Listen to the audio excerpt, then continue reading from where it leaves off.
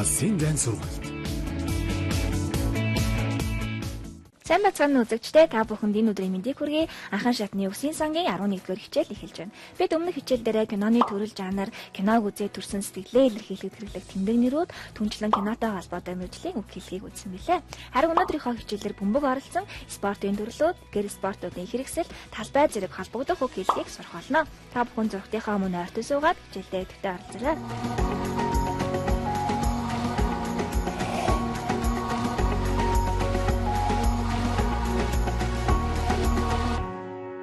Хамтдаа хөл бөмбөг гэсэн спортыг харцгаая. За хөл бөмбөгийн 3 төрлийн оролцоо спортууд байна. Футбол, хөл бөмбөг шүү дээ. Soccer гэж мөн хэлж байна. Мөн rugby бас нэгэн хөл бөмбөгийн төрөл байна. За тэгэхээр бидний мэддэг хөл бөмбөг бол футбол, тийм ээ, футбол. Харин энэ хөл бөмбөгийг Америкчууд илүү soccer гэж нэрлэдэг. Тэгэхээр бид хөл бөмбөг гэж ярихдаа футбол гэж ашиглаж болно. Мөн soccer гэсэн үгийг хэрэглэх нэ. Харин Америкчууд өөрсдөө Америк хөл бөмбөгөө футбол гэж илүү нэрлэдэг байна. За харин рагби гэдгийг харцгаая. Рагби бол мөн хөл бөмбөгийн төрөл байгаа. За энэ маань Америк хөл бөмбөгтэй маш ойролцоо боловч өмсгөл хувцас мөн тоглоомын дүрмээр өөрөөдөг. Америк хөл бөмбөгийг маань тоглоход тийм ээ. Заавал ийм өмсгөл өмсөх хэрэгтэй байдаг. Толгоогоо хамгаалсан өмсгөл өмсдөг бол рагби тоглоход ямар нэгэн өмсгөл шаардлагагүй байдаг. За Америк хөл бөмбөг дээр бөмбөгөө барьж гүгээ бие биерүүгээ дамжуулаад эцсийн зоргост хүрэх хэрэгтэй байдаг бол рагби тоглож байхад бөмбөгөө барьж аваад тэр зоргост очиод өшөглөж хаалганд гол оруулах хэрэгтэй байдаг. Waking up to ash and dust, I wipe my brow and I sweat my rust. I'm breathing in the chemicals. I'm waking up, I feel it in my bones. Enough to make my system blow. Хамтдаа дараагийн спортыг харцгаая. Волейбол буюу гар бөмбөг байна тийм ээ. Волейбол. Дараагийн спорт баскетбол. Сагсан бөмбөг байна тийм ээ. Одоо тэгвэл хамтдаа теннис гэсэн теннисний 3 төрлийн спортыг харцгаая. Tennis, squash, table tennis. Шөнийн теннис тийм ээ. За тэгэхээр теннис гэсэн үг маань талбайн теннисийг хэлдэг. Гадаад тоглодог теннисийг теннис гэж хэлдэг байна. Тэгэхээр монголчууд хоёулаа хамтж теннис тоглох гэхээр теннисийг бид нар ширээний теннисээр ойлгодог бол теннис гэсэн үг маань газрын теннис гэсэн утгыг илэрхийлдэг. Харин ширээний теннисийг table tennis гэж нэрлэдэг байна. Table tennis. Мөн бид ширээний теннисийг ping pong гэж хэлж болдог тийм ээ. Ping pong. Харин squash гэдэг маань дотор тоглодог, хан руу ойлгоод хоёулаа болон ганцаараа тоглодог теннисний төрөл байна. Squash. Тэгээд теннисний 3 төрлийн тоглоомоо багш нь дахин уншчихъя. Багшаа дагаад цог уншаарай. Tennis, squash,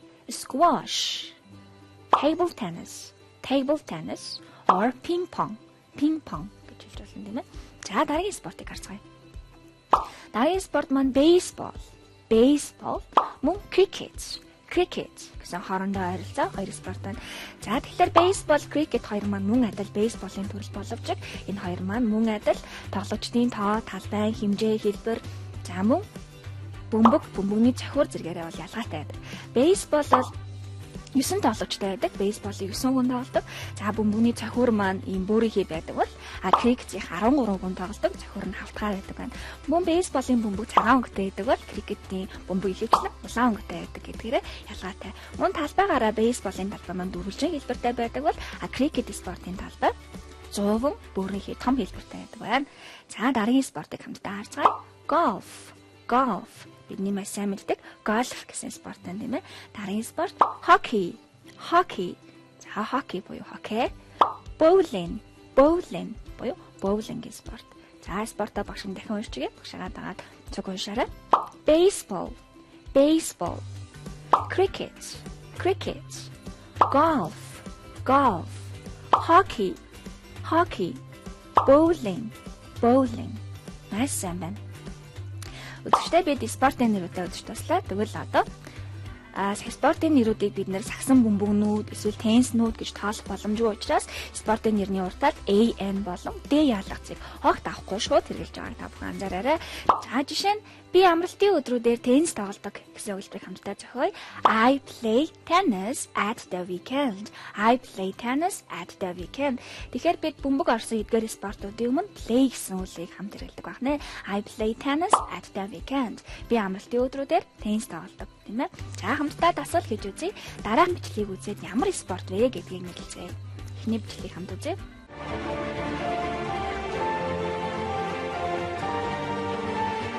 Эхний бичлэг маань хөл бөмбөг шүү дээ. Хөл бөмбөгийг бид нэр football гэж нэрлэж болно. Мөн soccer гэж хэлж болно тийм ээ. Эхний бичлэг football and soccer. Дараагийн бичлэгийг хамтдаа харцгаая. Misses out when he's in a hitting mood. Oh, this could be out. Yeah, what a catch. Oh, Tim. Дараагийн бичлэг маань бейсболтой төстэй боловч талбайгаа хавхан хараарай. Талбай 100 урт хэмжээтэй байна. Тэгвэл энэ спорт маань cricket. Cricket спорт байна. Дараагийн бичлэгийг хамтдаа харцгаая. So knowing how to turn the body as well. I think that's really important. And working on this part of the golf swing is this is the most important. This is where we're going to hit the golf. За энэ маань гольф тоглож шүү дээ. Тэгвэл golf гэсэн спорт юм ээ. Дөрөвдүгээр бичлэгийг хамтдаа харцгаая. The girl of your dreams to me is probably not a challenge. We might just get hit with the reaper.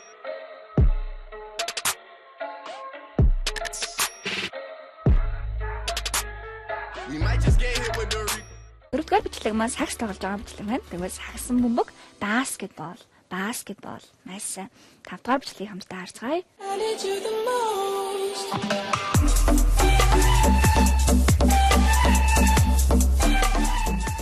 Энэ хөө бичлэг дээр маань хоёр хүн теннис тоглож шүү дээ. Хананд ойлгоод тоглож байгаа учраас энэ маань дотор тоглолтог теннис байх нь маш сайн. Squash гэсэн спорт байна тийм ээ.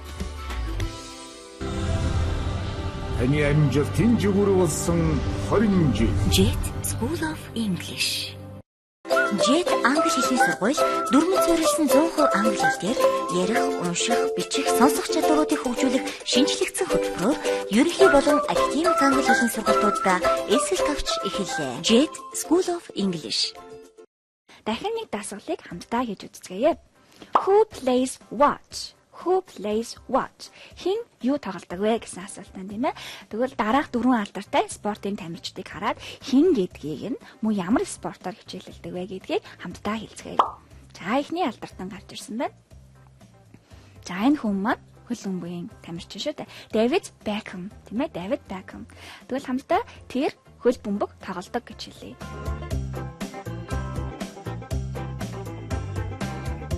He plays football. He plays football. Эсвэл тэр хөл бөмбөгийн тоглогч гэж хэлээ. He is a football player. He is a football player. За энэ тохиолдолд football гэдэг спортын араас play гэж нэр үг аваад мэргэжлийн нэр үүссэн учраас гэдэг артиклийг авсан байна шүү дээ. He is a football player. Тэр спортын нэр дангаараа явж байгаа үед бид нэр AND гэсэн артиклийг авахгүй харин мэргэжил ярьж байгаа үед бид нэр AN артиклийг авах учраас a football player. Маш сайн. За дараагийн алдартай харцгаая.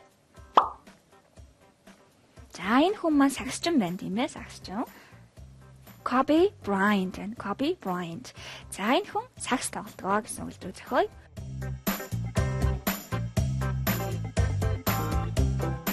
Kobe Bryant plays basketball.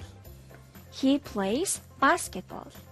Тэгвэл сагсан бөмбөгийн тамирчаа гэсэн үйлбэр хэлээ. He is a basketball player.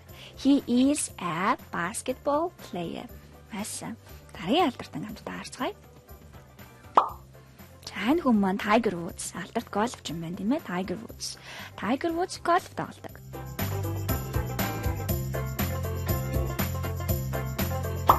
He plays golf. Тэр гольфын тамирчин. He is a golf player.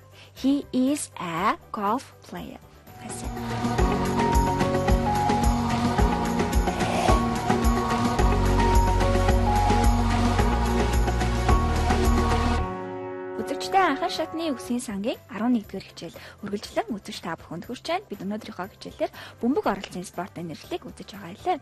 Тэгвэл одоо хамтдаа эдгээр спорт тоглоомуудыг тоглохын тулд бөмбөгийг хэрхэн ашиглах биелэх вэ гэсэн асуултанд хариулцгаая. A bat A bat гэдэг маань ширээний теннисний зохиурыг хэлж болно. Мөн baseball, cricket спортуудын зохиурыг bat гэж хэлдэг байна. A bat. Дараагийн racket. Racket. За racket гэдэг бид нэр arcade гэж хэлдэг тийм ээ. Монгол асууг racket. За энэ нэг маань ширээний теннисний зохиурыг мөн хэлж болно. Table tennis, мөн tennis буюу газрын теннисний зохиурыг бид нэр racket гэж нэрлэдэг. За дараагийн үг бол a stick. A stick. За stick гэдэг маань хоккей буюу хоккей спортод тоологдоо бөмбөг зөвтгөх зохиурыг stick гэж хэлдэг байна. Stick. Харин дараагийнх нь гольфын зохиур байна тийм ээ. Гольфын зохиурыг бид нэр club гэж хэлдэг. Club. Тэгэхээр disco club гэсэн үгтэй адилхан байна шүү дээ. Club гэдэг маань мөн гольфын зохиур гэсэн үг гэдэг. Тэгэхээр бид бөмбөгийг зохиохдоо дөрвөн төрлийн зохиураар зохиож болж байна. A bat, a racket, a stick, a club. Зөв дөрөв байна. Тэгээд дөрөвгээ цэжлээрэй. Тэгвэл бид бөмбөгийг зохиож болж шүү дээ. Тэгвэл мөн бөмбөгийг бид шидэж болно тийм ээ. За бөмбөг шидэх гэсэн үг маань throw гэсэн үг байна. Throw it. Бөмбөгийг шидэх гэсэн тийм ээ. За бөмбөгөө наашаа шидэрээ гэх юм бол throw the ball to me. Throw the ball to me гэх юм тийм ээ. Бөмбөгийг бид нэр зохиож болж байна. Мөн шидэж болж байна. За харин юугаар зохиох тийм ээ гэж байж болохоос ш юугаар шидэх гэдэг маань гараараа шидэх боломжтой учраас энэ дээр ямар нэгэн шидүүр гэсэн хэрэгцээ байхгүй байна. За дараагийн үг kick it. Бөмбөгийг бид өшөглөж болно тийм ээ. Kick it. За бөмбөг өшөглөх kick the ball гэж хэлэх нь бөмбөгийг хөлөөрөө өшөглөх ойлгомжтой. Тэгэхээр бид энд ямар нэгэн хэрэгслийг ашиглахгүй байна. Дараагийн үг catch it. Catch the ball. Барьж авах гэсэн үг тийм ээ. Бөмбөгийг бид нэр волейбол тоглож байгаа үедээ юм уу барьж авч болно. Catch it. Дараагийн үг head it. За head гэдэг маань толгой гэсэн үг. Тэр head the ball гэдэг бол бөмбөгийг толгоогоороо тосч авах гэсэн утгатай байна тийм ээ. Head it. Тэгвэл хамтдаа David Beckham бөмбөгийг толгоогоороо тосон авлаа гэж хэлээ. Тэгвэл яаж хэлэх вэ? За энэ маань авлаа гэсэн өнгөрсөн цаг байгаа учраас head гэдэг үйлдвэрээ өнгөрсөн цаг дээр headed гэж ed төгсгөлийг авч хэлнэ тийм ээ. За тэгвэл хамтдаа үйлдвэрээ зохиоё. David Beckham headed the ball. David Beckham headed the ball. Бөмбөгийг толгоогоороо өргөн авлаа. Мөн бид бөмбөгийг цааш нь дамжуулж болно тийм ээ. Дамжуулах pass the ball. Бөмбөгөө дамжуулна. Тэгвэл бөмбөгөө нааш нь дамжуулаарай гэсэн үйлдвэр хийлээ. Pass me the ball. Гэх мэт юм аа. Маш сайн байна.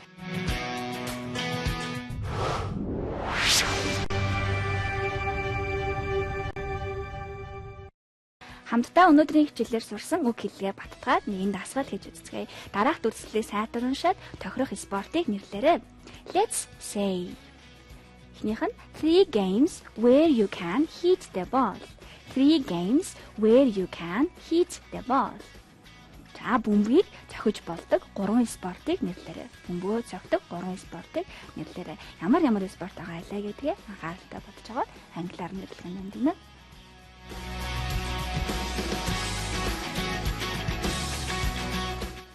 За жишээлх юм бол хоккей гэж болж байна тийм ээ. Хоккей тоглохдоо бид нэр бөмбөгөө зохидог шүү дээ. Хоккей.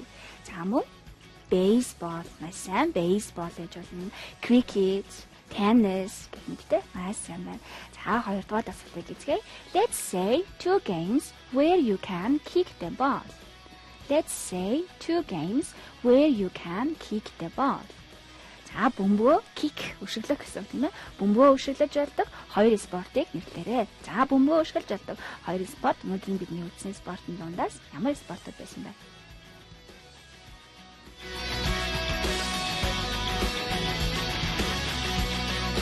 Сайн байна. За жишээлх юм бол футбол тийм ээ. Бид хөлн мөнгө тоглохтой тийм бөмбөгөө өшөглөж болно.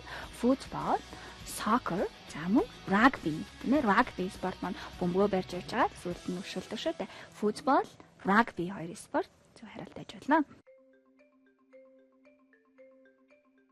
Зөвчтэй анхан шатны үсгийн сангийн 11-р хичээл үргэлжилж байна. Бид энэ удаагийн хичээлээрээ бөмбөг оролцсон спортын нэрс, хэрэгсэл, үйл өгсийг үзэж байгаа хэлээ. Харин одоо эдгээр спортыг тоглож болох талбайг харцгаая. За спортын талбай гэж ярьдаг ерөнхийдөө бол 3 үг байдаг. Pitch, court, course гэсэн үг байна. За pitch гэдэг маань ямар спортуудыг хэлдэг вэ гэхээр футбол, rugby, hockey гэх мэт хөл бөмбөг. За rugby, хөл бөмбөг, мөн хоккейн төрлийн спортод тоглодог талбай pitch гэж хэлдэг байна. Pitch. За харин court Cards гэдэг маань мөн адил спортын талбай байна. За энэ маань tennis, squash, basketball тоглодог талбайг cards гэж хэлнэ. Tennis талбайнаас squash дотор теннис тоглодог талбай. Мөн basketball буюу сагсны талбайг бид нэр cards гэж хэлдэг байна. Харин гольфын талбайг бид нэр course гэж хэлдэг. Course. Гольфын талбай course. Тэгэхээр нөгөө курс гэсэн утгаа маань адилхан байна тийм ээ. Course гольфын талбай байдаг. Тэгвэл хамтдаа эдгээр спорттой холбогдох мэргэжлийн нэр үсийг харцгаая. A referee.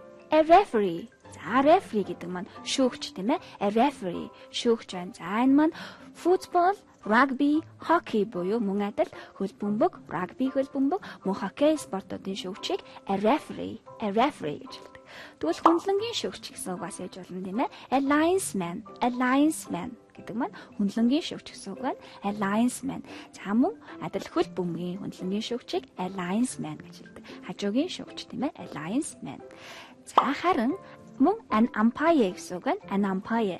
За энэ маань мөн шүүгч гэсэн утгатай. Энэ маань cricket болон baseball-ын шүүгчийг an umpire гэж хэлдэг байна. Cricket, baseball хоёр спортын шүүгч an umpire. Referee гэж хэлдэг байна тийм ээ. Маш сонио. За мөн хүндлэнгийн шүүгч гэж байгаа бас нэг үг байна. A line judge гэсэн үг байна. Judge гэдэг маань шүүгч гэсэн үг тийм ээ. A line judge мөн адил хүндлэнгийн шүүгч, хажуугийн шүүгч гэсэн утгатай. Зөвхөн теннисийг шүүж байгаа тохиолдолд хэрэглэдэг байна. For tennis тийм ээ. Line judge. Харин хөл бөмбөгийн хажуугийн шүүгчийг linesman гэж хэлжсэн шүү дээ.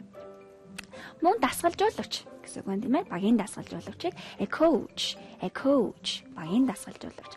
Мөн багийн ахлах гэж ярихдаа a captain гэсэн үг байна. Багийн ахлагч, багийн дасгалжуулагч, a coach харин багийн ахлагчийг a captain гэж хэлж байна тийм ээ. За хамтдаа дасгал хийцгээе. Өнөөдрийн хичээлээр олж авсан мэдлэгээ баттгаад 4 өгүүлбэрийг уншаад үнэн худал алин болохыг шийдээрэй. За эхний өгүүлбэрийг бошин уншчихъя. You need a stick to play hockey. Өгүүлбэрийн харалтаа уншаарай. You need a stick to play hockey. Хоккей тоглоход танд stick гэсэн цохиур хэрэг болно. За тэгэхээр хоккейн цохиурыг stick гэдэг шүү дээ. Тэгэхээр энэ өгүүлбэр маань үнэн өгүүлбэр байна тийм ээ. True. Хоккей тоглоход та цохиурыг ашигладаг. Энэ цохиурыг stick гэж нэрлэнэ. Маш сайн. Хоёрдугаар өгүүлбэрийг уншъя. You need a racket to play baseball. За та бейсбол тоглоход танд racket хэрэг болно. Racket гэдэг маань нэг төрлийн цохиур. Гэхдээ ямар спортын цохиур илээ гэдэг анхааралтай болоорой. Бейсбол тоглоход танд racket гэсэн цохиур хэрэг болно. За тэгэхээр racket гэдэг маань теннисний мөн table теннисний цохиур шүү дээ. Харин бейсболын цохиурыг bat гэж нэрлэдэг. Тэгэхээр хоёрдугаар өгүүлбэр маань false буюу буруу өгүүлбэр байна тийм ээ. Энэ өгүүлбэрийг засахын тулд бид нар you need a bat to play baseball гэж байна. You need a bat to play baseball. Маш сайн байна. Үзэгчдээ анхан шатны өсгийн сангийн 11-р хичээл маань энэ хүрээд өндөрлөж байна. Бид өнөөдрийнхөө хичээлээр спорт гэсэн сэдвийн доор бөмбөгтэй холбоотой спорт тоглоомуудын нэршил, мөн ялгаа, хамт хэрэглэгдэх үйл өгс холбогдох мэргэжил заасан үг хэллэгийг үзлээ. Хичээлийн турш бидэнтэй хамт байсан үзэгч та бүхэндээ баярлалаа. Дараагийн хичээлээр дахин уулзлаа. Түр баярлалаа. It's the end of the lesson. Thank you for paying attention. See you soon. Bye.